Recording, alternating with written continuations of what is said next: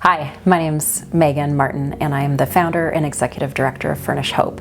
And I just want to thank you, first of all, for your interest in our organization and our mission, and for reaching out to learn more about being a volunteer. So Furnish Hope was never something that I could have imagined or dreamed of. In fact, I had a background in education and spent 20 years as a teacher and as a school principal, and thought that I would be doing that until the day that I retired. Through a very unexpected and unfortunate time period, the rug came out from underneath me personally in a professional way, and it affected our family, and we ended up in a situation where we had to let go of our house, and we really had to let go of most of our belongings.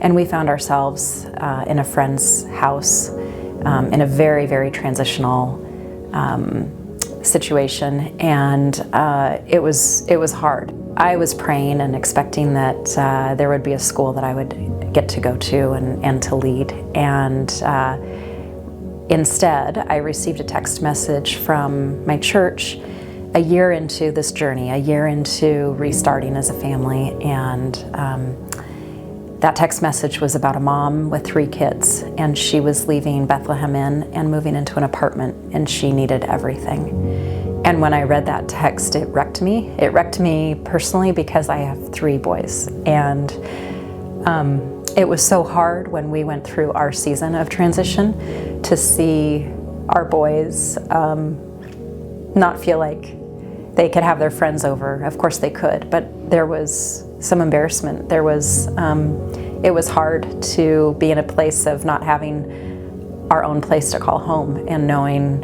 where we would land. What God showed me when I received that text message, and my heart was just opening up to this mom wanting to help her, was His heart for the whole community, and the vision that He had of doing something to come alongside and love our neighbors in need. And a week later, I received another text message from our church. This time it was about a mom that was fleeing domestic violence with her 3 kids. And she was moving into a safe house, and she needed everything. My heart opened up again, but the vision that God had planted in me about a week prior came back, and this time it was like an architect's blueprint, just layer upon layer upon layer. I could see a plan. I could see His plan. I could see it so clearly that I understood that if I stepped in and said yes to this thing that felt absolutely impossible, that He would make a way, that He would make that one day happen, that all I had to do was to step out in faithful obedience and say yes. And so I did.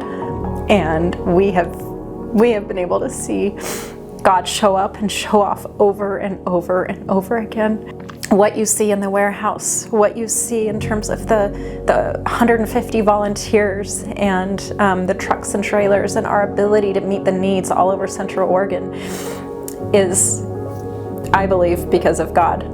God of the impossible, God who loves every single person and wants people to know that their life has meaning and value and purpose, and that no matter what difficult situation they've gone through, there is hope. And we get to bring a trailer full of furniture to people when they are starting over again and they've lost everything. And we get to show up with a couch and a kitchen table and a bed. And those things matter. They're significant. They are essential needs. But the hope isn't in the couch. The hope isn't in the kitchen table. The hope is when we show up and we love our neighbors in need, no matter where they're at. Now, Furnish Hope was founded in faith, and I lead by that faith, but we don't expect the people that we're serving or that are serving alongside us to, they don't have to have that same faith. We get to just show up and love on them irregardless of how they got there or where they're headed. We get to show up and love on them in the moment. So thank you for your interest in Furnish Hope. Thank you for coming today to learn more about all the things that we do here and how we make it happen. I hope that you are inspired, and I hope that whatever small voice is whispering inside of you to lean in and to say yes to something that feels audacious and impossible, that you take that step of faith and watch the miraculous happen.